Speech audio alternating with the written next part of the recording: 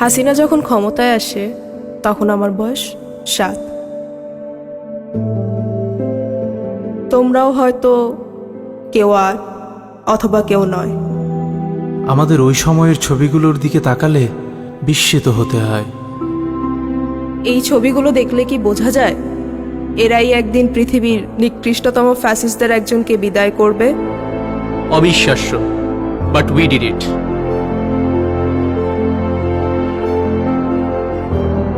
Remember, সবাই যখন ধরে নিয়েছিল ফ্যাসিবাদের শেকলেই কাটবে আমাদের কয়েক প্রজন্ম, তখন আমরাই বলেছিলাম না, আমরা মানব না।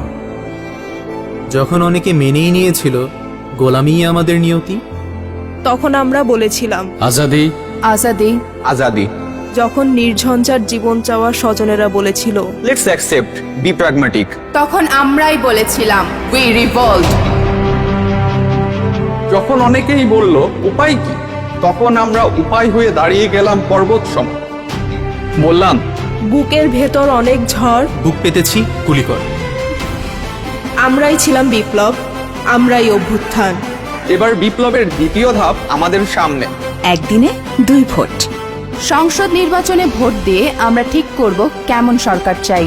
একই সাথে গণভোটে ভোট দিয়ে ঠিক করব ভবিষ্যতের বাংলাদেশ কেমন চাই। সংস্কার চাইলে গণভোটে হ্যাঁতে ভোট দিব, সংস্কার না চাইলে না। যে পরিবর্তনের জন্য এত এত প্রাণ হলো বলিদান, সেই পরিবর্তনের চাবি এখন আমাদের হাতে। গণভোট 2026 সংস্কারের চাবি আমাদের হাতে।